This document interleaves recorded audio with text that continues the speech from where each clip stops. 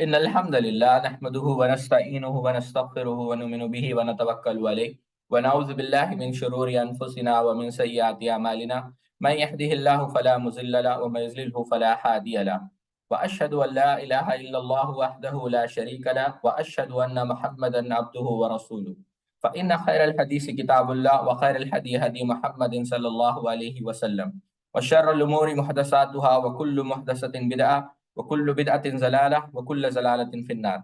قال الله تبارك وتعالى في القرآن المجيد والفرقان الحميد بعد أن أقول أعوذ بالله السميع العليم من الشيطان الرجيم من حمزه ونفخه ونفسه. يا أيها الناس اتقوا ربكم الذي خلقكم من نفس واحدة وخلق منها زوجها وبث منهما رجالا كثيرا ونساء واتقوا الله الذي تساءلون به والأرحام إن الله كان عليكم رقيبا. يا أيها الذين آمنوا اتقوا الله حق تقاته ولا تموتن إلا وأنتم مسلمون. يا أيها الذين آمنوا اتقوا الله وقولوا قولا سديدا يصلح لكم أعمالكم ويغفر لكم ذنوبكم ومن يطع الله ورسوله فقد فاز فوزا عظيما. سبحانك لا علم لنا إلا ما علمتنا إنك أنت العليم الحكيم. رب اشرح لي صدري ويسر لي أمري واحلل عقدة من لساني يفقهوا قولي. الحمد لله أحد بأحد الصمد لم يلد ولم يولد ولم يكن له كفوا أحد. الحمد لله الذي خلق السماوات والأرض وما بينهما في 6 أيام ثم استوى على العرش والصلاة والسلام على أشرف الأنبياء المرسلين نبينا محمد وعلى آله وأصحابه أجمعين أما بعد. جیسا کہ ہم لوگ نے پچھلی مجلس میں اس بات کا تفصیل سے ذکر کیا کہ شریعت کے اندر بغیر علم کے یا بغیر تحقیق کے، بغیر دلائل کے، بغیر براہین کے گفتگو کرنا یا رائے دینا یا فتویٰ دینا ایک بہت بڑا جرم ہے، اور ہر مسلمان کو اس سے بچنا چاہیے کہ وہ دین کے متعلق، شریعت کے متعلق، انبیاء کے متعلق بنیادی طور پہ ہر وہ چیز جس کا تعلق ہمارے ایمان و عقیدے سے ہے، اسلام سے ہے، گفتگو نہیں کرنا چاہیے الا یہ کہ اس کے پاس ٹھوس علم ہو، ٹھوس دلائل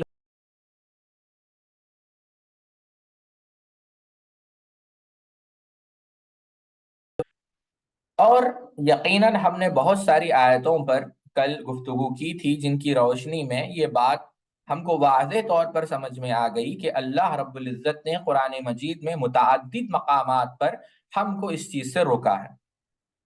اور یقیناً یہ جو مجالس ہو رہی ہیں، جیسا میں نے آپ کو پہلے بھی کہا تھا اور ابھی بھی میں آپ لوگوں کو کہہ رہا ہوں، تمام لوگوں کو کبھی بھی کسی بھی مجلس یا کسی بھی درس کی قطرت اور قلت کو دیکھ کر آپ لوگ دھوکہ نہ کھائیں. یہ میں آپ کو جتنا میں نے سمجھا، اگر آپ سمجھتے ہیں کہ ہم نے تھوڑا کچھ سیکھا ہے تو میں اس کے تجربے کی روشنی میں کہہ رہا ہوں، کبھی بھی یہ نہ دیکھیں کہ کتنے طلبہ آ رہے ہیں، کتنے طلبہ جا رہے ہیں. یہ دیکھیں کیا آپ کو فائدہ ہو رہا ہے یا نہیں.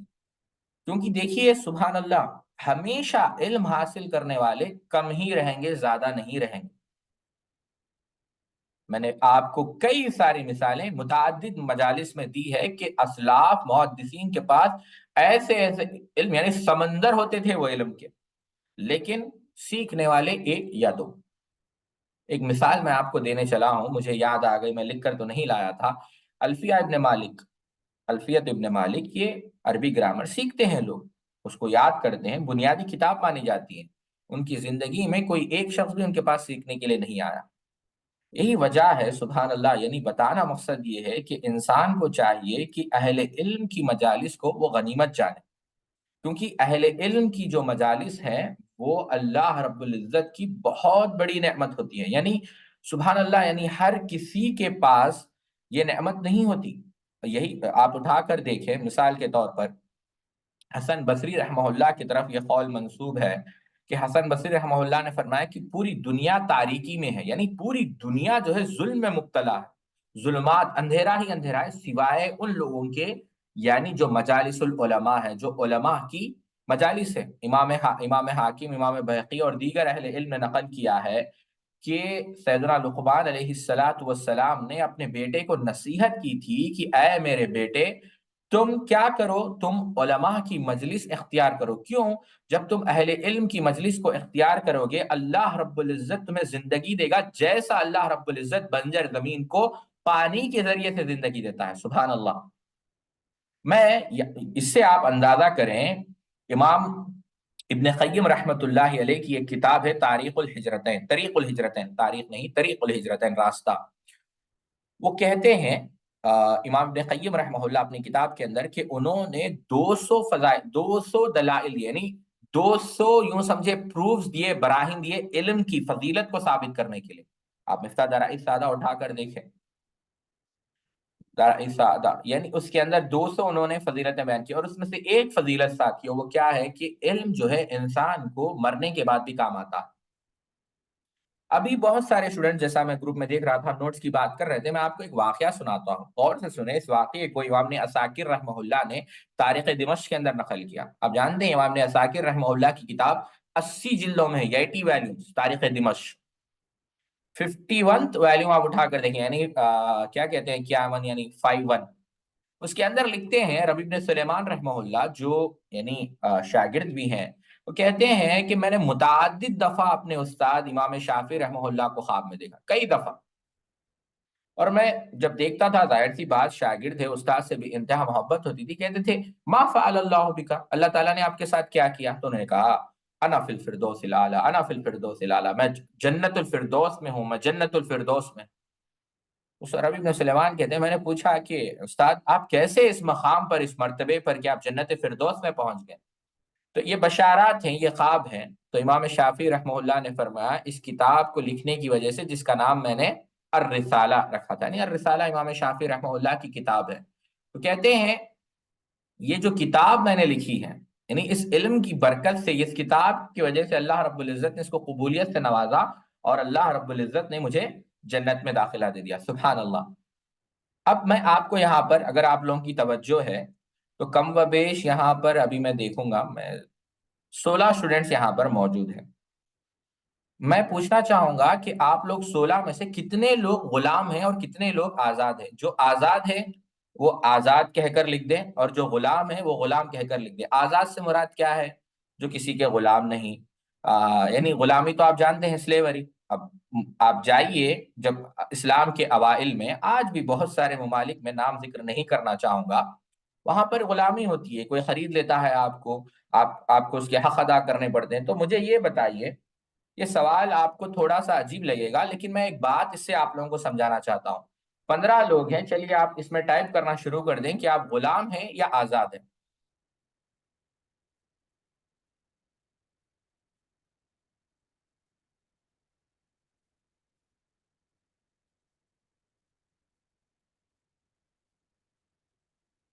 دل نواز،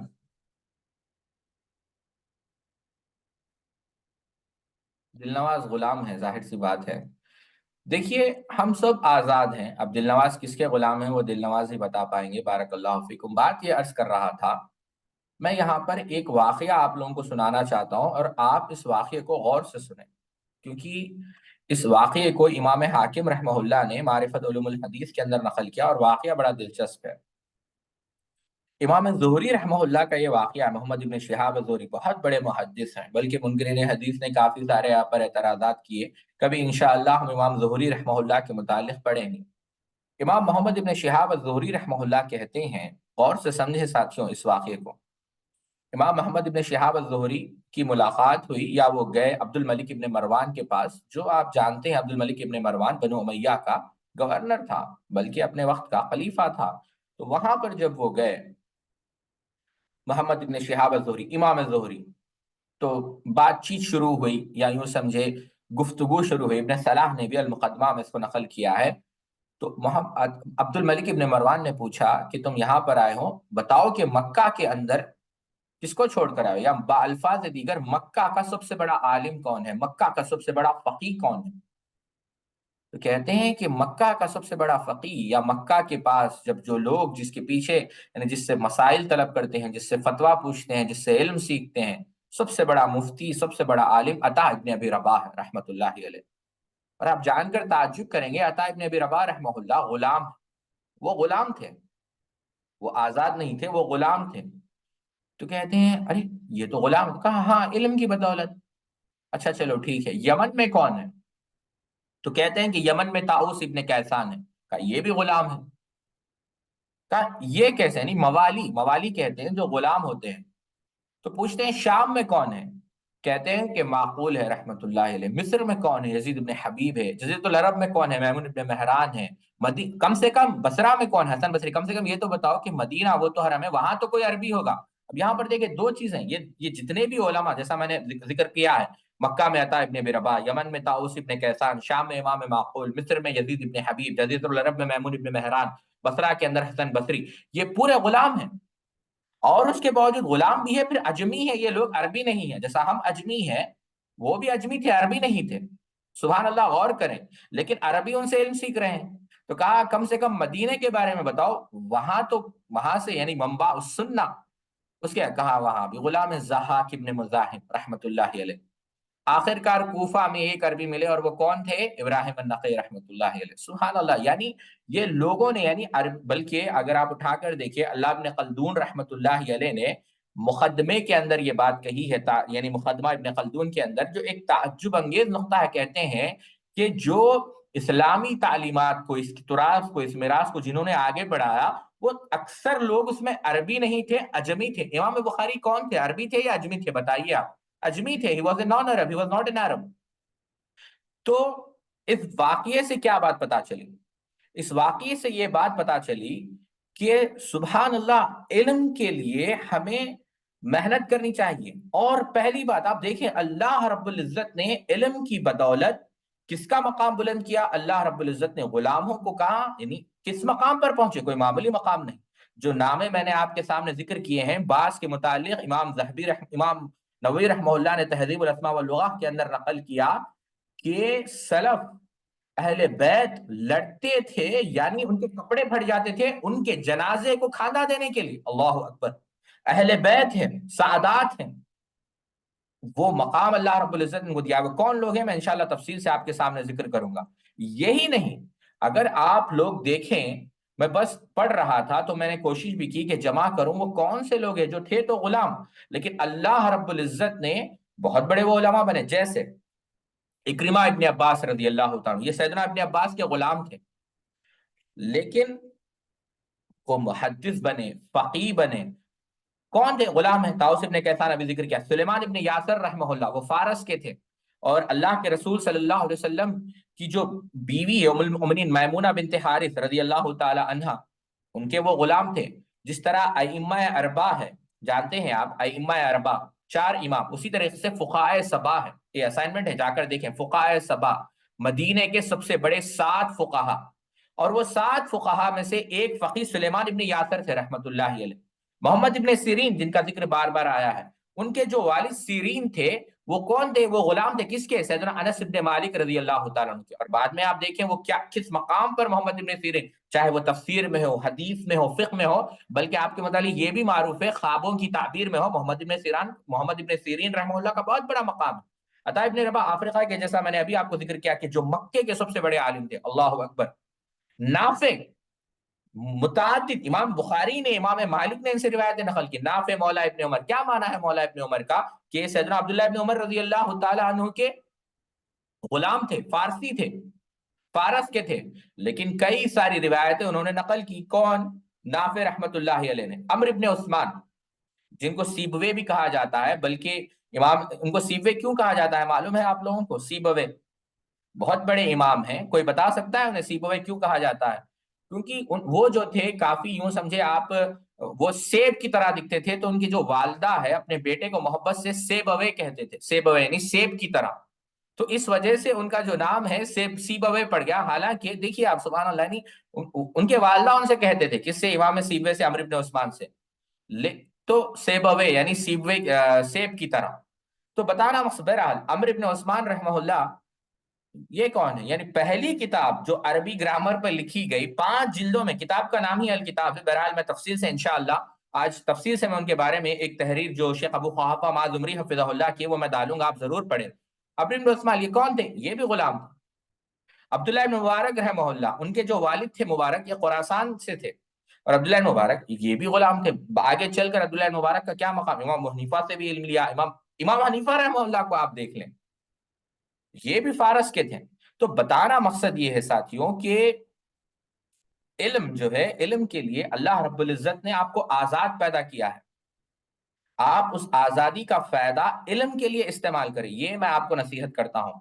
اور دوسری چیز ساتھیوں، ضروری نہیں کہ آپ عربی ہو، دین کی سب سے زیادہ خدمت کرنے والے اجمی ہیں، اللہ سے دعا کریں کہ اللہ رب العزت ہم سب سے اس کے دین کی خدمت لے، ٹھیک ہے؟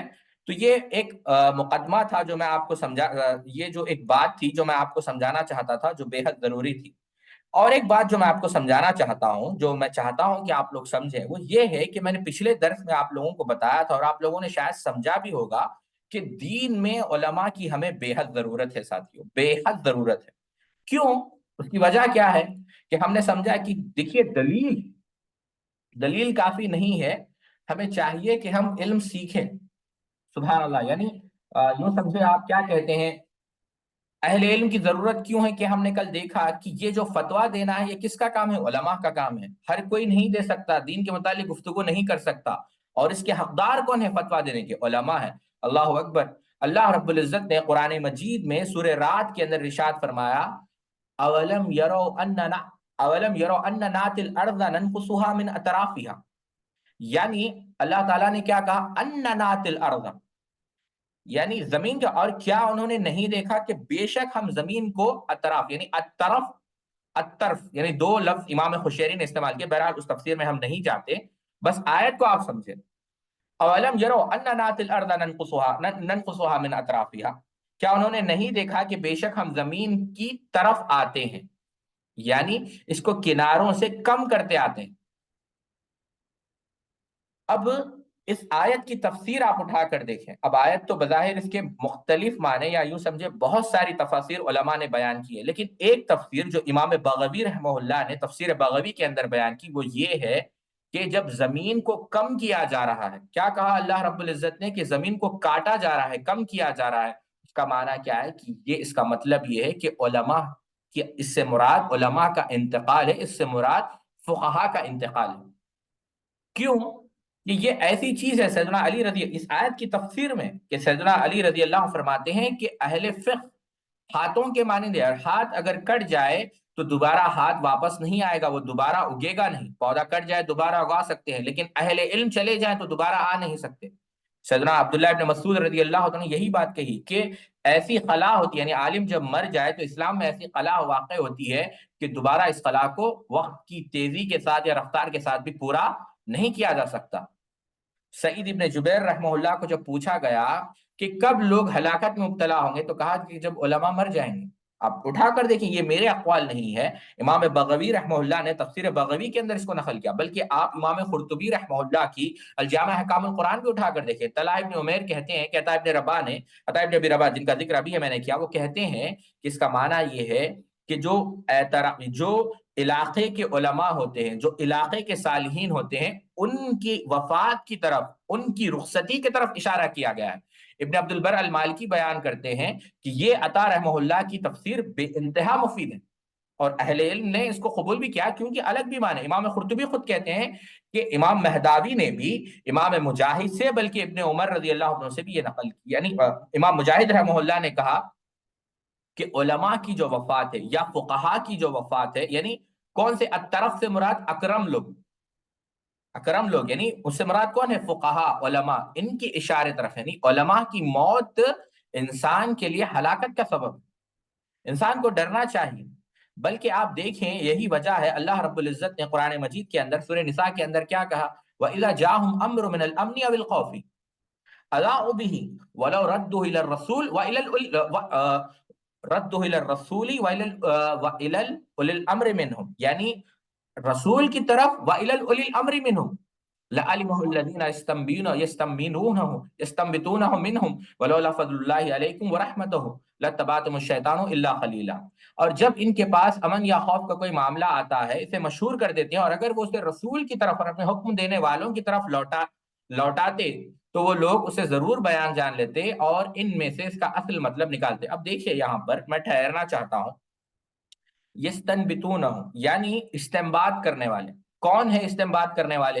علماء، یعنی طلباء کو کیا یعنی اللہ رب العزت کیا کہہ رہا ہے؟ وَإِلَى الرَّسُولِ وَإِلَى أُولِي الْأَمْرِ مِنْهُمْ، کہ وہ رسول کی طرف اور علماء کی طرف رجوع کرے۔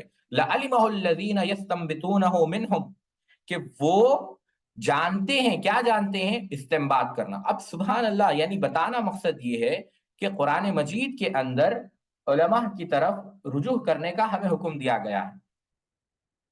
اب یہ بات اگر آپ لوگوں کو سمجھ میں آ گئی تو میں انشاءاللہ آپ کو آج کے جو درس کے اندر 3 آیتوں پر ہم بنیادی طور پر گفتگو کریں گے، اور میں نے 3 آیتیں آپ کے سامنے کہی تھی اور میں نے ڈالی بھی تھی کہ آپ لوگ یہ تینوں آیتوں کو اپنے سامنے رکھیں۔ چلیے، جو پہلی آیت ہے وہ قرآن مجید کے اندر سورہ نحل کی آیت ہے۔ اللہ رب العزت نے قرآن مجید کے اندر سورہ نحل کے اندر ارشاد فرمایا وَلَا تَقُولُوا لِمَا تَصِفُ أَلْسِنَتُكُمُ الْكَذِبَ هَٰذَا حَلَالٌ وَهَٰذَا حَرَامٌ لِتَفْتَرُوا عَلَى اللَّهِ الْكَذِبَ إِنَّ الَّذِينَ يَفْتَرُونَ عَلَى اللَّهِ الْكَذِبَ لَا يُفْلِحُونَ۔ اس کی وجہ سے جو تمہارے زبانیں جھوٹ کہتی ہے، مت کہو کہ یہ حلال ہے یہ حرام ہے، تاکہ اللہ پر جھوٹ باندھو، بے شک جو لوگ اللہ پر جھوٹ باندھتے ہیں وہ فلاح نہیں پاتے۔ یعنی اللہ تعالیٰ نے واضح تو لا تقولو، تم مت کہو لما تصف السنتکم، اپنی زبانوں سے جھوٹ، کذب، آپ جانتے ہیں کہ جھوٹ، ھذا حلال و ھذا حرام، کی یہ حلال ہے یہ حرام ہے، نہیں۔ کیوں ساتھی؟ اب سوال یہاں پر یہ پیدا ہوتا ہے اللہ تعالیٰ نے کیوں اس سے منع فرمایا؟ آپ اٹھا کر دیکھیں تفاسیر۔ مثال کے طور پر چلیے، جو سب سے پہلی تفسیر معروف ہے امام نے کثیر رحمہ اللہ، وہ کہتے ہیں کہ اللہ رب العزت نے اس طریقے سے منع فرمایا اس وجہ سے، کیوں؟ کہ یہ کس کا طریقہ ہے؟ مشرکوں کا طریقہ ہے، جو حلال چیزوں کو حرام قرار دیتے تھے اور حرام چیزوں کو حلال قرار دیتے تھے۔ یعنی بس اپنے اصطلاحات جمع کر کر، اپنے خواہشات کی بنیاد پر، اپنے نفس پرستش کرتے ہوئے حلال و حرام کے اندر وہ اپنا تصرف یعنی وہ اس کے اندر داخل ہوتے ہیں، وہ تصرف کرتے تھے۔ یہ کس کا حق ہے؟ اللہ رب العزت کا۔ اور اس کے اندر حلال و حرام کے اندر مداخلت کرنا، یعنی اس کے اندر تغیر کرنا، یعنی حلال کو حرام کرنا، حرام کو حلال کرنا، یہ مشرکین کا طریقہ ہے۔ یہ اٹھا کر دیکھیں آپ تفسیر امام نے کثیر رحمہ اللہ، تو اس وجہ سے اللہ تعالیٰ نے کیا کہا کہ ایسا نہ کرو۔ بلکہ امام نے کثیر رحمہ اللہ ایک عجیب نقطہ بیان کرتے ہیں، کہتے ہیں کہ اس آیت میں وہ بھی لوگ داخل ہیں، سبحان اللہ، جو بدعات کی ایجاد کرتے ہیں، شریعت کے اندر نئے نئے چیز لاتے ہیں۔ کیوں؟ من احدث فی امرنا ھذا ما لیس منہ فہو رد، من عمل عملا لیس علیہ امرنا فہو رد ومردود، اور کما قال النبی صلی اللہ علیہ وسلم، کہ کیوں؟ کہ یہ بدعت ایسی ہے جس کی شریعت کے اندر کوئی اصل ہے ہی نہیں۔ تو یہ آیت ان لوگوں کے اوپر بھی منطبق ہوتی ہے جو اللہ رب العزت نے جس چیز کو حرام کیا اس کو حلال کر لے۔ نہیں، آپ سمجھ رہے، اپنی خواہشات کی بنیاد پر، اپنی آراہ کی بنیاد پر۔ تو پتہ یہ چلا ساتھیوں، پہلی آیت سے، سورہ نحل کی آیت سے، کہ بغیر علم کے گفتگو کرنا، یعنی فتوے دینا حلال ہے یا حرام ہے، یہ کس کا شیوا ہے؟ یہ کس کا طریقہ ہے؟ اہل سنت کا نہیں، یہ مشرکین کا طریقہ ہے۔ دوسری بات جو اس سے بھی دلچسپ ہے، اور اس بات کو آپ غور سے سنیں، امام شوکانی رحمہ اللہ فتح القدیر میں اسی طریقے سے ایک نقطہ بیان کرتے ہیں، کہتے ہیں ابن ابی حاتم رحمہ اللہ نے ابو نضرہ سے سنا، مفسر ہے، کہتے ہیں کہ آیت ہم نے پڑھی، یہی آیت جو ہم نے آپ کے سامنے ذکر کی، اور کہتے ہیں یہ آیت پڑھنے کے بعد کبھی انہوں نے فتویٰ دینے میں جرت نہیں کی، بلکہ وہ ہمیشہ ڈرتے تھے، اکتفا کرتے تھے، رکتے تھے فتویٰ دینے سے۔ کیوں ساتھیوں؟ کیونکہ سمجھ گئے کہ اگر ایسی غلطی ہو جائے، اللہ رب العزت کسی چیز کو حلال کہہ دے، ہم حرام کہہ دے، یا اللہ رب العزت یعنی ایسے ہی ہو تو کیا ہوگا؟ ویسے ورثہ سمجھے آپ، کیا ہوگا؟ یوں سمجھے یہ بہت بڑا گناہ ہے، بلکہ بہت بڑا جرم ہے۔ امام شوکانی ابو نضرہ کا یہ قول نقل کرنے کے بعد کہتے ہیں کہ انہوں نے بالکل درست فرمایا، سچ فرمایا۔ کیوں؟ یہ آیت جو ہے ہر اس شخص پر منطبق ہوتی ہے، اگر میں موٹی زبان میں کہوں، ہر اس شخص کو اپلائی ہوتی ہے جو اپنی رائے کو آگے رکھتا ہے، یا پھر اپنی رائے سے فتویٰ دیتا ہے، یا تجاوز کرتا ہے قرآن و سنت کے مقابلے میں، یعنی قرآن و سنت کو وہ آگے نہیں رکھتا، اپنی رائے کو، اپنی عقل کو آگے رکھتا ہے۔ اور ایسا ہوتا ہے، جو لوگ علم نہیں رکھتے وہ ایسے ہی کرتے ہیں۔ مثال کے طور پر وہ خود کہتے ہیں کہ وہ لوگ جو اندھا دھن ہیں، جو جاہل ہیں، جو قرآن کے علوم سے، احادیث کے علوم سے واقف نہیں ہے، وہ ایسا ہی کرتے ہیں۔ تو ایسے لوگوں کو روکنا چاہیے فتویٰ دینے سے۔ کیوں؟ یہ جہالت پھیلائیں گے، اور ایسے ایسے احکام لوگوں کو فراہم کریں گے، اور ایسے ایسے جوابات لوگوں کو دیں گے جو بغیر علم کے ہوں گے، بغیر ہدایت کے ہوں گے، بغیر دلیل کے ہوں گے، اور نتیجہ یہ ہوگا کہ یہ بھی گمراہ ہوں گے اور لوگ بھی گمراہ ہو جائیں گے۔ اور اس کے بعد شاعری انہوں نے پڑھی، بہرحال شاعری سے ہمارا تعلق نہیں۔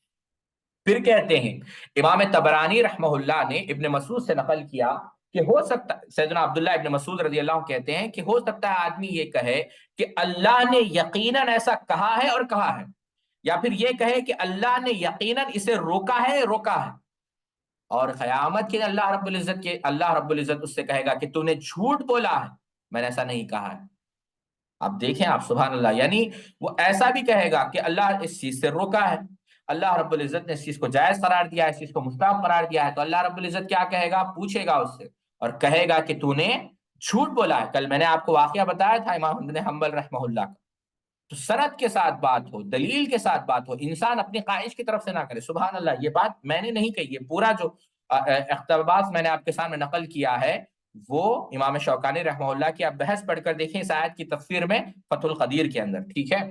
چلیے ہم آگے بڑھتے ہیں، دوسری آیت کو ہم لیں گے اور اس پر بھی آپ لوگ غور کریں۔ اللہ رب العزت نے سورہ اسراء کے اندر ارشاد فرمایا، اللہ تعالیٰ نے کیا فرمایا؟ وَلَا تَقْفُ مَا لَيْسَ لَكَ بِهِ عِلْمٌ إِنَّ السَّمْعَ وَالْبَصَرَ وَالْفُؤَادَ كُلُّ أُولَٰئِكَ كَانَ عَنْهُ مَسْئُولًا، کہ جس بات کی تمہیں خبر نہ ہو، جس بات کی تمہیں علم نہ ہو، اس کے پیچھے مت دوڑو، کیونکہ کان، آنکھ اور دل میں ان سے ہر ایک سے پوچھ، یعنی ہر ایک چیز سے پوچھ ہونے والی ہے۔ اللہ اکبر!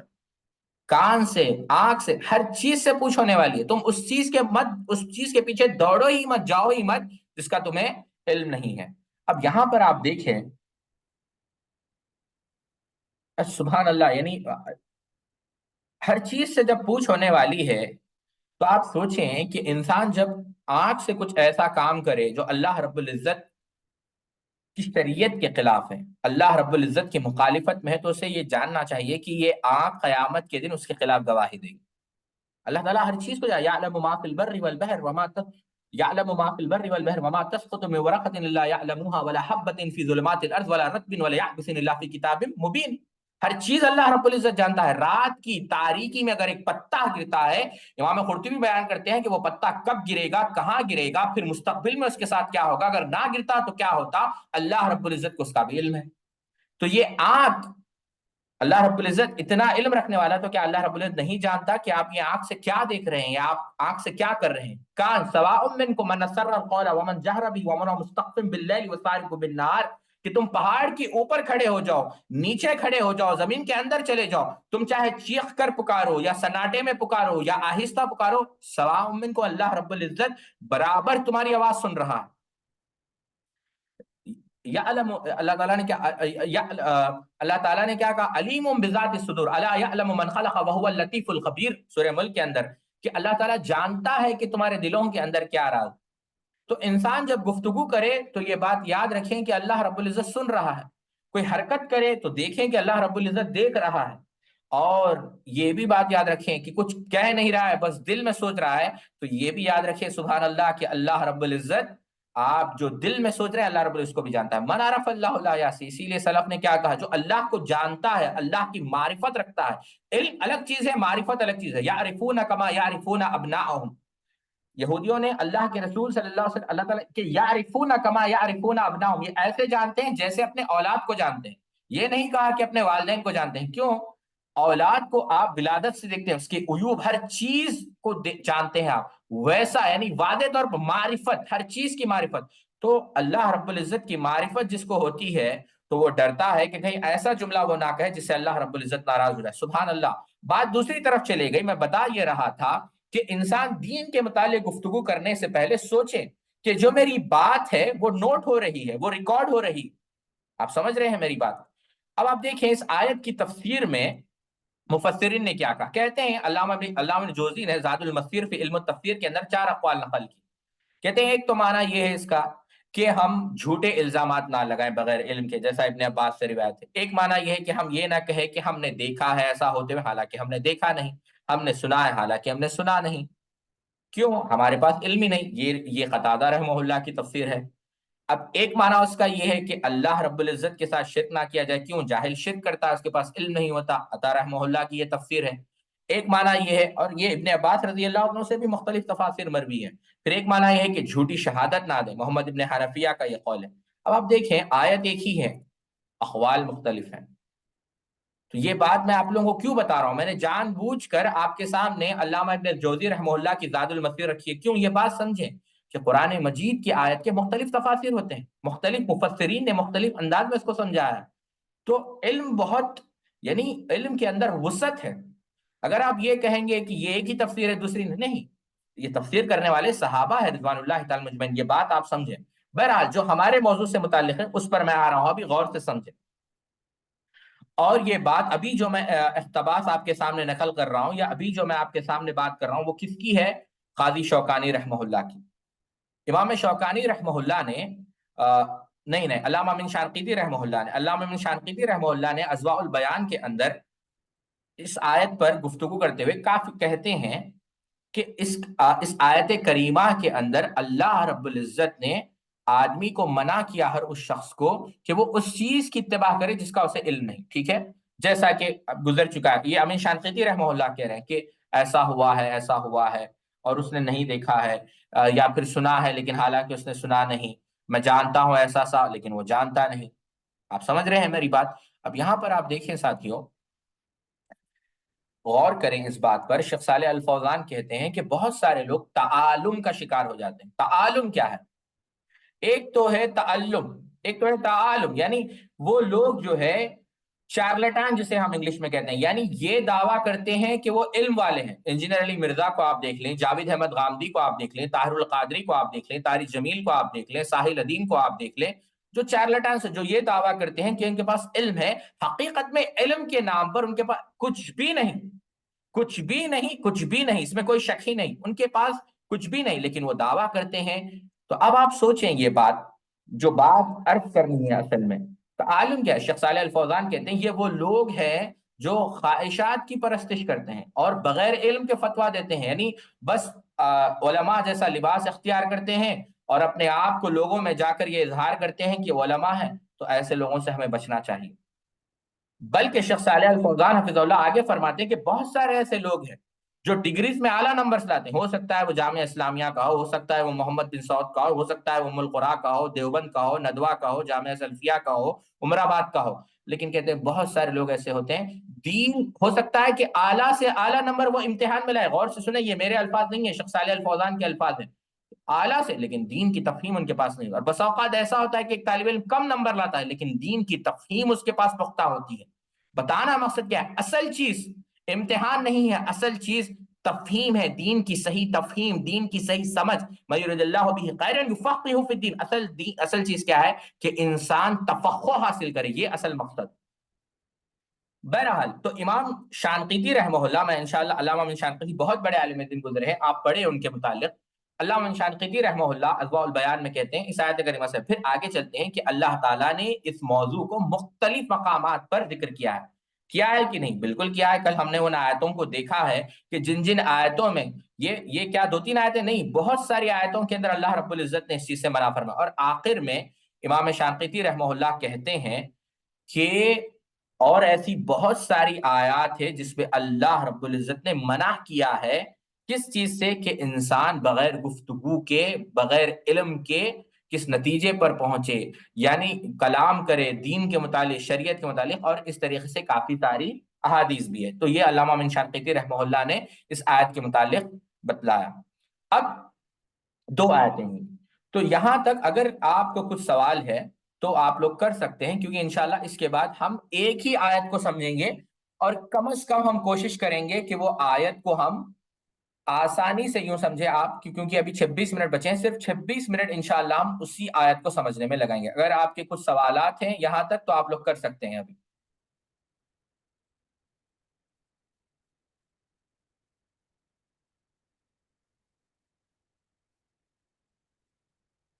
کسی کے کچھ بھی سوالات نہیں ہیں؟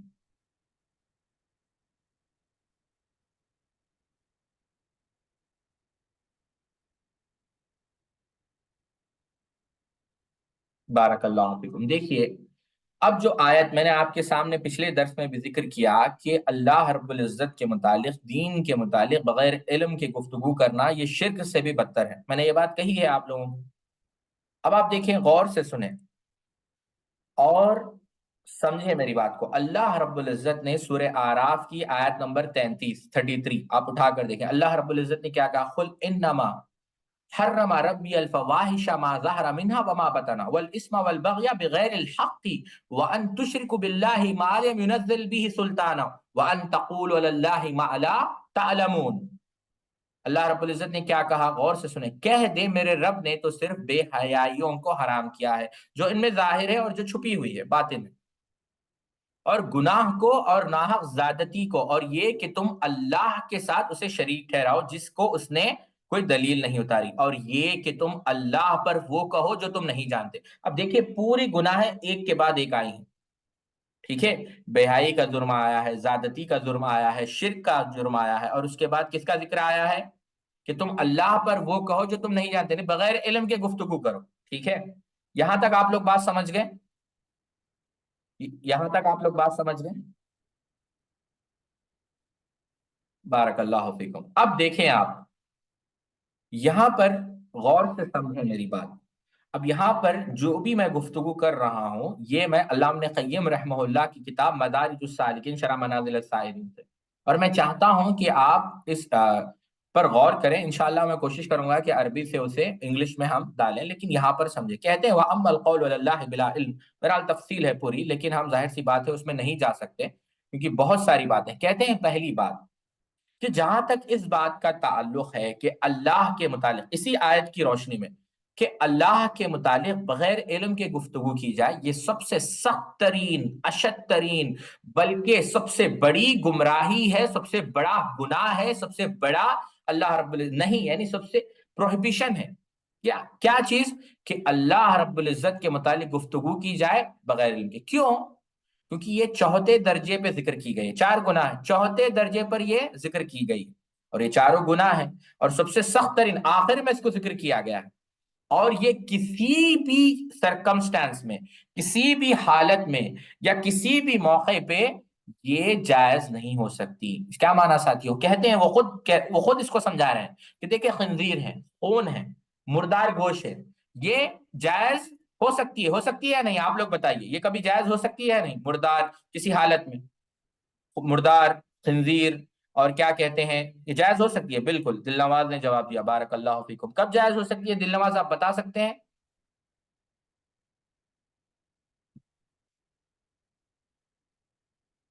جی میں نے انمیوٹ کر دیا، آپ بتا سکتے ہیں کہ کب جائز ہو سکتی ہے؟ سے وہ حالات دیکھ کے اس کے حساب سے، کہ اگر بارک اللہ، جان پہ بن جائے یا کچھ ایسی چیز۔ بارک اللہ فیکم، جان پر بچ جائے، جیسا ہم نے ضروریات کے ذکر کیا ہے، ہم نے جب ہم نے پچھلے دروس میں ذکر کیا ہے کہ کب جو ہے وہ جو ہے ضرورت یعنی اس کی جواز ہوتی ہے۔ کہتے ہیں کہ جیسے یہ ہے، یہ کیا ہے، بعض حالات میں یہ کیا ہوتے ہیں، جائز ہو جاتے ہیں، مردار ہے، خنزیر کا گوشت خون ہے، لیکن یہ چیز، یہ گناہ کہ اللہ کے بارے میں گفتگو کرے بغیر علم کے، یہ کسی بھی حالت میں یہ جو ہے جائز نہیں، یہ مطلقاً حرام ہے۔ یہ کون کہہ رہے ہیں؟ علامہ ابن قیم رحمہ اللہ۔ آگے بڑھے، آپ کہتے ہیں کہ جو چیزیں حرام ہیں بنیادی طور پر ان کو دو چیزوں میں تقسیم کیا جا سکتا ہے۔ ایک جو مطلقاً حرام ہے، یعنی کسی بھی حالت میں، کسی بھی کیفیت میں، کسی بھی وقت یہ جائز نہیں ہوگی، اور دوسرے وہ جو مقید ہے، یعنی حرام ہے لیکن بسا اوقات بعض عوارض کی وجہ سے، بعض اسباب کی وجہ سے، بعض کنڈیشنز میں، سرکمسٹانسز میں، بعض حالات میں وہ جائز ہو جاتی ہے۔ جہاں تک بات ہے کس چیز کا کہ جو مطلقاً حرام، وہ کیا ہے، وہ یعنی جو گناہ ذکر کیے گئے ہیں، اور اس کے بعد انہوں نے کافی سارے، یعنی اللہ تعالیٰ نے کیا کہا، فواحش، اللہ رب العزت نے ان کو، یعنی بے حیائی کو اللہ رب العزت نے منع کیا، بے حیائی سے اللہ رب العزت نے روکا، پھر اس کے بعد بے حیائی سے بڑھ کر والاسم والبغی بغیر الحق، اس سے روکا، ظلم سے، پھر اللہ رب العزت نے وَأَن تُشْرِكُوا بِاللَّهِ مَا لَمْ يُنَزِّلْ بِهِ سُلْطَانًا، کہ اللہ رب العزت نے شرک سے روکا، پھر اللہ رب العزت نے آخر میں کیا کہا، وَأَن تَقُولُوا عَلَى اللَّهِ مَا لَا تَعْلَمُونَ، کہ تم اللہ کے بارے میں وہ بات کہو جو تم نہیں جانتے۔ جو چار درجہ، سب سے بڑا درجہ، سب سے بدتر گناہ کون سا ہے کہ اللہ کے متعلق تم کہو بغیر علم کے۔ ہم اس کی مثالیں اور بھی سمجھائیں گے، ابھی آپ گھبرائے نہیں۔ کہتے ہیں اب اس کے بعد امام ابن قیم رحمہ اللہ کہ اس میں کون کون سی چیزیں داخل ہے۔ کہتے ہیں کہ پہلی چیز تو یہ داخل ہے کہ انسان اللہ کے بارے میں جھوٹ کہے، انسان اللہ کے بارے میں جھوٹ کہے، اور آج ہوتا ہے لوگ اللہ کے بارے میں جھوٹ بولتے ہیں۔ اب دیکھیے آپ نصارہ کو دیکھیں، یہود کو دیکھیں، بلکہ کئی سارے لوگ جو اپنے آپ کو مسلمان کہتے ہیں اللہ کے بارے میں جھوٹ کہتے ہیں کہ نعوذ باللہ من ذالک، کہ اللہ رب العزت نے عبد القادر جیلانی کو زندہ اور مردہ کرنے کا کیا دے دیا؟ اختیار دے دیا۔ اولیاء کو اللہ رب العزت نے نفع اور نقصان کا اختیار دے دیا۔ یہ اللہ پر جھوٹ ہے، سبحان اللہ۔ دوسری کہتے ہیں کہ اللہ رب العزت کی طرف وہ چیزیں منسوب کرنا یا ان چیزوں سے اللہ رب العزت کو متصف کرنا جو اللہ رب العزت کے شائع نشان نہیں۔ دیکھیں آپ، کئی سارے لوگ کہتے ہیں کہ اللہ رب العزت ہر جگہ موجود ہے۔ یہ کیا ہے؟ یہ اللہ رب العزت کی کیا؟ یہ اللہ رب العزت کو اس طریقے سے متصف کرنا اللہ کے شائع نشان نہیں۔ الرحمن علی العرش استوى، اللہ رب العزت عرش پر مستوی ہے۔ اب یہ کیا ہو گیا؟ بغیر علم کے اللہ کے متعلق گفتگو کرنا، سبحان اللہ۔ تیسری بات کہتے ہیں کہ تغیر، تحریف، تعویل، تحریف کرنا، یعنی اللہ رب العزت کے دین کے اندر ہیر پھیر کرنا، اللہ رب العزت کے دین کو بدلنا، یہ بھی کیا ہے؟ یہ اس کے اندر داخل ہے۔ پھر کہتے ہیں سبحان اللہ، غور سے سنیں، کہ ان چیزوں کا انکار کرنا جن چیزوں نے اللہ رب العزت نے اپنے لیے اس بات کیا، اپنے لیے ثابت کیا ہے، اور ان چیزوں کو ثابت کرنا جن چیز کا اللہ رب العزت نے انکار کیا ہے۔ کیا مانا؟ غور سے سنیں، اللہ رب العزت نے کیا کہا؟ لم یلد ولم یولد، اللہ رب العزت نے انکار کیا اولاد کا، اللہ رب العزت نے انکار کیا والد کا۔ اب اس کا اس بات کون کر رہے ہیں؟ نصارہ۔ سمجھ رہے ہیں آپ میری بات؟ وہ کیا کر رہے ہیں؟ ثابت کر رہے ہیں نہیں اللہ رب العزت کو، نعوذ باللہ من ذالک۔ اب بتانا مقصد یہ ہے، پھر ان چیزوں کو ثابت کرنا جو پھر ان چیزوں کو یعنی جس چیزوں کا اللہ رب العزت نے انکار کیا ہے، مثال کے طور پر اللہ تعالیٰ انکار کر رہا ہے اور یہ ثابت کر رہا ہے، اور جہاں پر ثابت کیا ہے اس کا انکار کر رہے ہیں۔ مثال کے طور پر اللہ رب العزت کا ید، اللہ رب العزت کا ہاتھ ہے، انکار کر رہے ہیں، کہہ رہے ہیں کہ ہاتھ نہیں ہے، اس کا معنی المراد بھی قدرت ہے۔ اللہ رب العزت نے کہا اللہ رب العزت ہنستا ہے، اہل سنت والجماعت کا عقیدہ کہتے ہیں المراد بھی الرحمہ، اللہ تعالیٰ کے ہنسنے سے مراد رحمت ہے۔ یہ کیا ہے؟ انکار کرنا ہے۔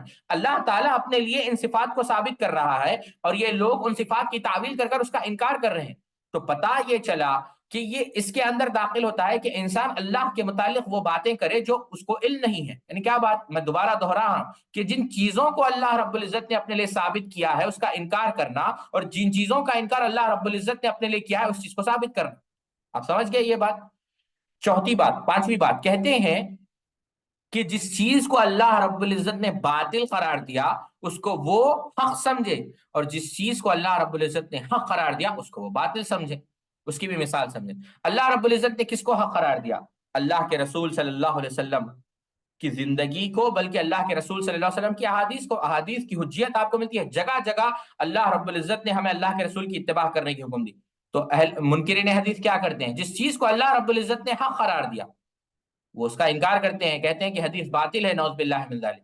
اور دوسری طرف جس چیز کو اللہ رب العزت نے باطل قرار دیا، کس چیز کو باطل قرار دیا اللہ رب العزت نے؟ ظن کی پیروی نہ کرو، اپنے خواہشات کی پیروی نہ کرو، اپنے ہوا کی پیروی نہ کرو، یہ باطل چیز ہے، وہ اس کو حق ثابت کر رہے ہیں ریشنلسٹ جو ہیں آج کل۔ سمجھ رہے ہیں آپ میری بات؟ چھٹویں چیز جو علامہ ابن قیم بیان کی کہ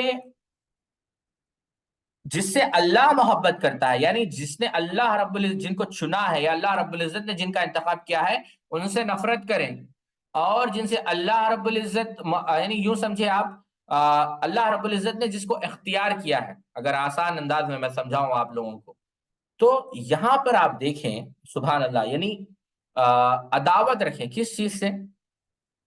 یعنی آپ سمجھیں الولا والبرا جسے ہم کہتے ہیں، وہ بھی یعنی اس کا مفہوم مخالفہ کرے۔ آج کیا ہو رہا ہے؟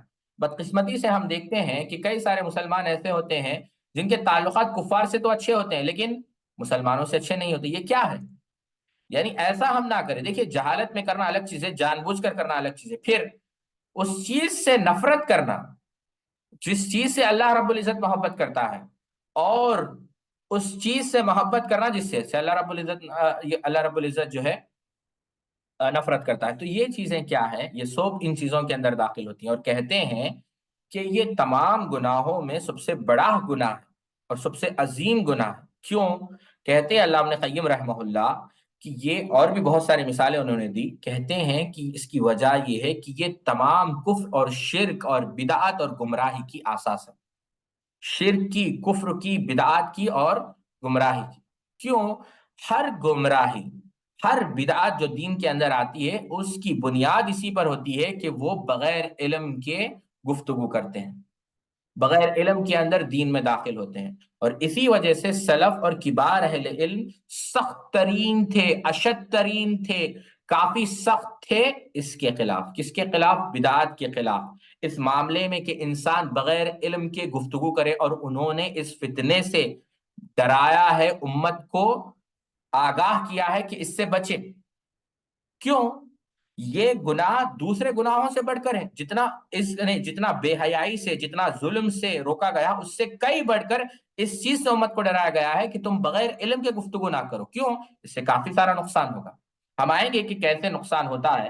اور بھی بہت ساری باتیں یوں سمجھے آپ، کیا کہتے ہیں، علامہ ابن قیم رحمہ اللہ نے کہی. مثال کے طور پر کہتے ہیں کہ مشرک یہ کہتا ہے، وہ کہتے ہیں کہ مشرک یہ کہتا ہے کہ جو کچھ بھی اس نے عبادت کے لیے اپنایا ہے اللہ کے علاوہ، وہ کیا کرے گا؟ اللہ کے سامنے سفارش کرے گا. ہے کہ نہیں؟ جیسا اللہ تعالیٰ نے سورہ زمر کے اندر ارشاد فرمایا، تنزیل الکتاب من اللہ العزیز الحکیم، انا انزلنا الیک الکتاب بالحق فاعبد اللہ مخلصا لہ الدین الا للہ الدین الخالص. پھر اس کے بعد اما نعبدہم، اس کے آگے مشرکین کیا کہتے ہیں؟ اما نعبدہم الا لیقربونا الی اللہ زلفی، ہم ان کی عبادت نہیں کرتے، یہ کیا کریں گے؟ اللہ کے قریب ہم کو لے کر جائیں گے. علامہ ابن قیم کہتے ہیں کہ مشرک یہ کہتا ہے کہ وہ اللہ کے سامنے سفارش کریں گے، اور جب وہ سفارش کریں گے اللہ تعالیٰ ان کی مدد کرے گا. پھر حاکم کی وجہ سے آج بھی بعض لوگ مثال دیتے ہیں. اس کا معنی کیا ہے؟ یہ کیا حقیقت میں ایسا ہوتا ہے کیا؟ وہ سفارش نہیں. تو اس کا مطلب کیا ہے کہ مشرک اللہ کے متعلق گفتگو کر رہا ہے بغیر علم کے. اب ہر مشرک، اس سے بتانا مقصد یہ ہے کہ ہر مشرک، ابن قیم کہتے ہیں ہر مشرک اللہ کے متعلق گفتگو کرتا ہے بغیر علم کے. یعنی کیا مانا؟ ہر مشرک کے اندر یہ صفت پائی جاتی ہے. ہر مشرک کا عمل یہی ہوتا ہے کہ وہ اللہ کے متعلق گفتگو کرے گا بغیر علم کے. لیکن پھر آگے کہتے ہیں کہ اللہ کے متعلق گفتگو کرنے کے اندر یہ بھی داخل ہے کہ، یعنی ایک تو یہ چیز ہو گئی، مشرک ہے، مشرک کے اندر یہ صفت لازم و ملزوم ہے کہ اگر مشرک ہوگا تو بغیر علم کے اللہ کے متعلق کلام کرے گا. پھر آگے کہتے ہیں جو لوگ بغیر علم کے کلام کرتے ہیں وہ اس سے بھی مشرک، شرک سے بھی آگے بڑھیں گے. وہ کیا کریں گے؟ وہ یہاں تک نہیں رکیں گے، وہ کیا کریں گے؟ اللہ شرک بھی کریں گے، اور اللہ رب العزت کے صفات کا انکار کریں گے. پھر اللہ رب العزت کے دین میں نئے نئے چیزیں ایجاد کریں گے. تو شرک سے بھی بڑھ کر ہو گیا. آپ سمجھ رہے ہیں میری بات؟ یہ کون بتا رہے ہیں؟ علامہ ابن قیم رحمہ اللہ. پھر کہتے ہیں کہ انبیاء کے متعلق بھی بہت ساری چیزیں ہیں. بہرحال بات بہت بڑھ جائے گی، وہ کبھی ہم تفصیل سے بیان کریں گے. لیکن ہم دوسرے مفسر کی طرف آئیں گے جو انہوں نے بھی کافی، یعنی یوں سمجھے آپ، جو میں سمجھتا ہوں آپ کو لیے کافی مفید ہوگی. اور یہ کس نے سمجھائی یہ بات؟ جو دوسرے مفسر کا میں آپ کو حوالہ دینا چاہوں گا وہ ہے شیخ محمد ابن صالح العثیمین رحمۃ اللہ علیہ. شیخ محمد ابن صالح العثیمین رحمۃ اللہ علیہ، وہ شرح اصول تفسیر آپ اٹھا کر دیکھیں، انہوں نے اس پر بحث کی اور انہوں نے سوال اٹھایا کہ یہ کیسے ہو سکتا ہے. توجہ ہے آپ لوگوں کو؟ یعنی توجہ ہے یا پھر درس میں یہیں پر روک دوں؟ صرف 3 لوگوں کی توجہ ہے. بارک اللہ فیکم. سمجھ میں آ رہا ہے آپ لوگوں کو یا بیدار ہو چکے ہیں آپ لوگ؟ بارک اللہ فیکم. دیکھیے، تو اب دیکھیں، شیخ عثیمین رحمہ اللہ کہتے ہیں کہ یہ کیسے ہو سکتا ہے کہ یہ شرک سے بھی بدتر گناہ ہو. کہتے ہیں اس کی وجہ یہ ہے، اب غور سے سمجھیں، وہ سمجھا رہے ہیں، اللہ کرے کہ آپ کو یہ بات، ہم کو بھی یہ بات سمجھ میں آ جائے. کہتے ہیں کہ جب انسان اللہ رب العزت کے متعلق بغیر علم کے گفتگو کرتا ہے تو اس کے جو برے اثرات ہیں وہ صرف اس کے حد تک نہیں ہوتے، بلکہ دوسروں کے اوپر بھی وہ منفی اثرات مرتب ہوتے ہیں، دوسروں کو بھی وہ نقصان پہنچاتا ہے. کیا مانا؟ کہ اگر وہ کسی چیز کو مثال کے طور پر کہہ دے کہ وہ ناجائز ہے حالانکہ وہ جائز ہو، یا پھر یہ کہہ دے کہ یہ چیز واجب ہے حالانکہ وہ واجب نہیں ہے شریعت کے اندر، وہ کیا ہے؟ وہ صرف جواز کے حد تک بھی ہو سکتی ہے. لیکن اگر وہ کہہ دے کہ یہ چیز، مثال کے طور پر وہ یہ کہے کہ یہ یقیناً واجب ہے، اور حقیقت میں وہ واجب نہ ہو شریعت کے مطابق، اس کا مطلب کیا ہے؟ یعنی اس کے، وہ چیز جائز تھی لیکن اس نے واجب قرار کر دیا. یعنی اس کے جو اصل حکم کیا تھا اس کا؟ صرف جواز کا، کہ کر بھی سکتے ہیں نہ بھی کر سکتے ہیں. لیکن جب اس نے اس کو واجب کہہ دیا تو اس کی جو اصل حکم ہے وہ وہاں سے چلے گیا. تو اب آگے چل کر لوگ کیا کریں گے؟ اس کو ضرور کریں گے، یہ سمجھیں گے کہ فرض ہے. اب آپ سمجھ رہے ہیں میری بات؟ اب میں آپ کو تفصیل سے بتاؤں گا یہ کیوں کہہ رہا ہوں. دیکھیے ساتھی، بس یہ کیوں بتا رہا ہوں، غور سے سمجھے میری بات. شریعت کے اندر بہت ساری چیزیں کیا ہوتی ہے، جائز ہوتی ہے. اب اگر آپ اس کو واجب سمجھنے لگے حالانکہ وہ واجب نہیں ہے، تو کیا ہوگا؟ جو شخص وہ نہیں کرے گا وہ آپ کی نظر میں اب آپ کو گنہگار لگے گا. میری بات کو بہت باریکی سے سمجھے. ایک چیز کیا ہے، ایک چیز کیا ہے، اس کی اصل چیز کیا ہے، وہ جائز ہے. میں آپ کو مثالیں دے سکتا ہوں، لیکن زیادہ اگر مثالیں میں جاؤں گا تو آپ گھبرا جائیں گے. ایک مثال میں کوشش کر رہا ہوں کہ آسان مثال آپ لوگوں کو دوں. مثال کے طور پر تحیت المسجد کو آپ لیں، تحیت المسجد، ٹھیک ہے، مسجد میں دو رکعت جا کر پڑھنا ہے. اب ظاہر سی بات ہے بعض علماء نے اس کو واجب کہا ہے، میں یہ نہیں کہتا ہوں نہیں کہا ہے، لیکن بعض اہل علم اس طرف بھی گئے ہیں کہ وہ واجب نہیں ہے، بغیر پڑھے بھی مسجد میں بیٹھا جا سکتا ہے. بہرحال اس میں اختلاف. جب آپ کو اختلاف معلوم ہو تب تو مسئلہ ختم ہو، لیکن اختلاف اگر آپ کو معلوم نہیں، اگر نہیں پڑھا وہ مسجد میں بیٹھ گیا، تو اب آپ اس کو گنہگار سمجھنا شروع کر دیں گے. قربانی کو آپ لے لیں، ہاں سبحان اللہ، قربانی کو آپ لے لیں. قربانی کیا ہے، واجب ہے یا سنت موقدہ ہے؟ جمہور اہل علم کہتے ہیں یہ سنت موقدہ ہے. بر صغیر کے اندر، انڈین کلچر کے اندر اس کو ایسے بتایا جاتا ہے، دوسری رائے بتائی نہیں جاتی، بس یہ بتایا جاتی ہے کہ یہ واجب ہے، یہ فرض ہے، اس کو کرنا ہی کرنا ہے، اس طریقے سے بتایا جاتا ہے. اب کوئی شخص آپ کے آس پاس ہو، مثال کے طور پر اس نے جانور ذبح نہ کیا ہو، اب آپ اس کو گنہگار سمجھیں گے، اب آپ اس کو حقارت کی نظر سے دیکھیں گے. تو یہ سمجھے میری بات. تو جب انسان شریعت پہ بغیر علم کے گفتگو کرے گا، اب آپ گنہگار سمجھیں گے تو آپ کو بھی کہیں گے یہ تو طالبہ ہے، یہ تو طالب علم ہے، یہ کیوں گنہگار سمجھ رہا ہے؟ تو وہ کہیں گے نہیں، یہ واجب ہے، اس نے واجب کو چھوڑ دیا ہے، لہٰذا یہ سنت سے ہٹ چکا ہے. اب وہ تو ایکسپلینیشن ہوتی ہے طالب علم کی اپنی طرف سے. اللہ ہم سب کی حفاظت فرمائے. تو دیکھیے شیخ عثیمین رحمہ اللہ کیا کہہ رہے ہیں کہ بسا اوقات ایسا ہوتا ہے کہ انسان یہ کہے کہ یہ واجب ہے، مطلقاً واجب ہے، حالانکہ وہ واجب نہیں ہوتا شریعت میں. تو کیا ہو رہا ہے، جو اس کی جو اصل چیز ہے، اصل حکم کیا ہے، جواز کا ہے، اصل حکم اجازت کا ہے، اباحت کا ہے، اس نے اباحت کو ہٹا کر وہاں پہ وجوب کو رکھ دیا. یہ نقصان ہوتا ہے، اس کو بھی نقصان ہوتا ہے، آس پاس والوں کو بھی نقصان ہوتا ہے. پھر دوسری بات، شرک کے اندر ویسا نہیں ہوتا. شرک کے اس کے پھر مشرک کے تو دوسری مثال، مشرک صرف اپنے آپ کو نقصان کرتا ہے، اور جب وہ ہدایت پر آ جاتا ہے تو اس کے پورے گناہ معاف ہو جاتے ہیں. سمجھ رہے ہیں میری بات؟ غور سے سمجھیں. مشرک جب ہدایت پر آ جاتا ہے، ایک شخص مشرک ہے، مثال کے طور پر اس کا نام، مثال کے طور پر اس کا نام مہیش ہے یا نریش ہے یا جان ہے یا کچھ ہے، اسلام قبول کر لیا، کلمہ توحید، کلمہ رسالت، لا الہ الا اللہ محمد رسول اللہ گواہی دی، غسل کر لیا، تو اس کے پورے گناہ معاف ہو گئے انشاءاللہ. ہم اس سے حسن ظن رکھتے ہیں. تو وہ جو برے اثرات تھے وہ ختم ہوئے. لیکن اگر ایسا شخص ہے جو اللہ کے متعلق گفتگو کر رہا ہے بغیر علم کے، ٹھیک ہے، اگرچہ وہ ہدایت پر آ گیا اور حق کی طرف اس نے رجوع کیا، اور اب وہ اسی کے متعلق گفتگو کر رہا ہے جس کا اسے علم ہے، پھر بھی اس کے جو برے اثرات ہیں وہ مرتب رہیں گے. کیوں ساتھیوں؟ جو پہلے اس نے کہی تھی. کیوں؟ میں بتاتا ہوں آپ کو، غور سے سمجھیں. قادیانی کے متعلق بعض علماء نے یہ بات کہی تھی. کیا کہی تھی؟ کہ قادیانی بڑا نیک ہے، قادیانی بڑا اچھا ہے. میں علماء تو نہیں کہوں گا انہیں، لیکن بعض لوگوں نے یہ بات کہی تھی. میں جانتا ہوں کہ کن لوگوں نے بھی یہ بات کہی تھی، میں بولنا نہیں چاہتا کیونکہ ظاہر سی بات ہے کنٹروورسی کریٹ کرنا میرا مقصد نہیں ہے. تو بعد میں انہوں نے اس موقف سے رجوع بھی کیا کہ میں غلط تھا. تو اس وقت علماء نے ان سے ایک سوال کیا، وہ سوال سمجھے آپ کہ ٹھیک ہے آپ نے تو رجوع کر لیا، آپ نے تو کہہ دیا کہ وہ برا ہے، لیکن آپ کے کہنے پر کئی لوگ قادیانی کو مانتے اور انہوں نے قادیانیت قبول کر لی، اس کا جواب آپ قیامت کے دن کیا دیں گے؟ بات کو سمجھے آپ میری؟ یعنی بغیر علم کے اب ظاہر سی بات، یہ تو واپس آ گئے، یہ تو سمجھ گئے، علم والے تھے، سمجھ گئے کہ ہاں یہ کذاب ہے، یہ جھوٹا ہے، یہ مرتد ہے، لعین ہے، ملحد ہے. لیکن ان کی بات مان کر جو نوجوان قادیانی ہو گئے ہیں، تو پھر ان کے ذمہ دار کون ہیں؟ انہی کی گفتگو کو دیکھ کر وہ لوگ اس کے پاس چلے گئے کہ ہاں بھائی یہ تو ہندوؤں سے مناظرہ کرتا ہے، یہ تو بڑا مناظر ہے، یہ تو بڑا عالم ہے، یہ تو بڑا مفسر ہے. اب آپ سمجھیں میری بات. تو اس وجہ سے مشرک کا جو نقصان ہے وہ اس کے حد تک ہے، لیکن جو شخص دین میں بغیر علم کے گفتگو کر رہا ہے اس کو بھی نقصان ہو رہا ہے، اور آس پاس کے لوگوں کو بھی نقصان ہو رہا ہے، اور غلطی سے رجوع کرنے کے بعد بھی نقصان ہوتا رہے گا. یہ بات آپ یاد رکھیں، یہ بات آپ سمجھ گئے. اور سلف میں بھی ایسی باتیں ملتی ہیں کہ بعض لوگ ہوتے ہیں جو خوارج کے افکار کے شکار ہو جاتے ہیں، لیکن ان کو دیکھ کر کئی لوگ خوارج میں چلے گئے اور بعد میں سنبھال ہوا. بہرحال بہت سارے واقعات ہیں، میں اس کی طرف جانا نہیں چاہتا. یہ نقطہ تو آپ سمجھ گئے، میں امید کرتا ہوں کہ آپ لوگ یہ نقطہ سمجھ گئے. اگر سمجھ گئے ہیں تو کم از کم اس ٹائپ کر دیں تاکہ میں آگے بڑھ سکوں. بارک اللہ فیکم. اب چلیے ہم آگے بڑھتے ہیں. تو اس وجہ سے پھر شیخ عثیمین رحمہ اللہ کہتے ہیں تو اس وجہ سے اللہ رب العزت کے متعلق گفتگو کرنا یہ شرک سے بھی بدتر اور شرک سے بھی سنگین گناہ ہے.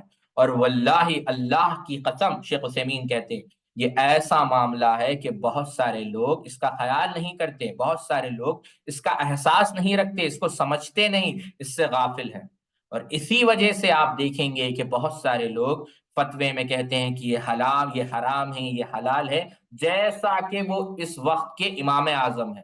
اور یہ سب سے برا مسئلہ اور بڑا ہی خوفناک مسئلہ ہے. شیخ عثیمین رحمہ اللہ کہہ رہے ہیں یہی وجہ ہے کسی بھی شخص کو جلد بازی نہیں کرنا چاہیے دین کے کسی مسئلے میں. یعنی جو لفظ استعمال کہتا ہے یعنی عجلت سے کام نہیں لینا چاہیے. کیوں؟ جو معاملات ہوتے ہیں دین کے متعلق آپ کیا کہنا چاہیے کہ جب, اور یہی وجہ ہے ساتھیوں, جب آپ علماء کی سیرتیں اٹھا کر دیکھیں گے خیر القرون میں, علماء ڈرتے تھے جب انہیں یہ کہا جاتا تھا کہ اب قاضی بنے. وہ قاضی بننا پسند نہیں کرتے تھے. کیوں؟ قاضی بننا ایک بہت بڑی ذمہ داری ہے. وہ ڈرتے تھے. آج ہم خوش ہوتے ہیں ہم سے کوئی سوال کرتا ہے. سمجھ رہے ہیں آپ میری بات؟ انشاءاللہ میں تفصیل سے پورے اقوال آپ کے سامنے رکھوں گا. 4 منٹ بچ گئے ہیں, میں نے سمجھا کہ اور ایک 10 منٹ بچیں گے تو میں تفصیل سے اور واقعات آپ کو بتا پاؤں گا. تو کہتے ہیں کہ کیا کہتے ہیں سبحان اللہ, یعنی شیخ عثیمین کہتے ہیں جلد بازی نہیں کرنی چاہیے, اور انہیں کیا کرنا چاہیے کہ جب تک ان سے سوال ہو تو انہیں رکنا چاہیے, انتظار کرنا چاہیے جب تک کہ وہ راسخ فی العلم نہ بنے, علم کے اندر رسوخ, علم کے اندر اتقان حاصل نہ کرے, اتقان حاصل نہ کر لے, جب تک انہیں انتظار کرنا چاہیے اللہ کے فضل کا, اللہ کی رحمت کا. کیا معنی کہتے ہیں کہ جہاں تک لوگ عوام لوگوں میں بیٹھتے ہیں اور فتوے دینا شروع کرتے ہیں, ایسا نہ کرے, صبر کریں. سمجھ رہے ہیں آپ بات؟ کیوں ہو سکتا ہے ایک آدمی کے پاس فصیح الکلام ہو, یعنی فصاحت ہو, بلاغت ہو, بہترین گفتگو کر رہا ہو, اور کچھ بھی چاہے وہ فتوی دے, ایسا نہ ہو. آپ سمجھ رہے ہیں میری بات؟ تو یہ سبحان اللہ, تو یہ یعنی اس وجہ سے, ان تمام تفاصیل کی وجہ سے کیا ہے ساتھیوں, جیسا میں نے کہا آپ میں سے کافی لوگ یعنی حیران ہو گئے ہوں گے کہ اتنی بڑی بات شیخ نے کہہ دی. تو آپ لوگوں کو امید ہے کہ یہ بات سمجھ میں آ گئی ہوگی ابھی کہ اللہ کے متعلق گفتگو کرنا شرک سے بھی بدتر گناہ ہے. یہ بات آپ لوگوں کو سمجھ میں آ گئی کہ میں نے یہ کیوں کہا تھا؟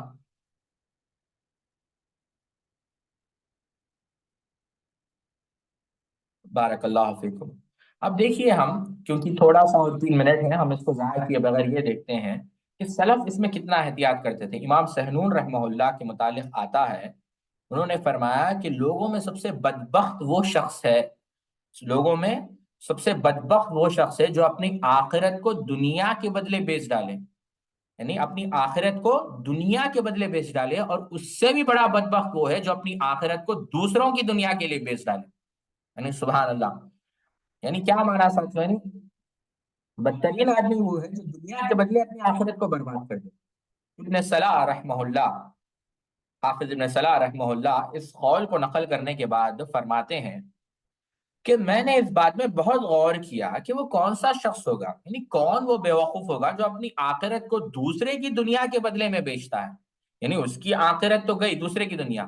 تو کہتے ہیں کہ بس مجھے پتا چلا کہ وہ عالم ہے, وہ مفتی ہے, وہ داعی ہے, وہ طالب علم ہے جس کے پاس کوئی ایسا شخص آتا ہے جو اپنی بیوی یا باندی کے بارے میں حانث ہو چکا ہے, تو یہ کہہ دیتا ہے کہ لا شیء علیہ کا, یعنی کوئی مسئلہ نہیں, آپ اپنی بیوی یا باندی سے استفادہ کر سکتے ہیں. پس وہ حانث شخص چلا جاتا ہے اور اپنی بیوی اور باندی سے نفع, اور پس یہی جس نے اپنے دین کو اس کی دنیا میں بیچ ڈالا ہے. یعنی طلاق کے متعلق اس کو سوال ہوتا ہے کہ آیا وہ خاتون اس کے لیے حلال ہے یا نہیں.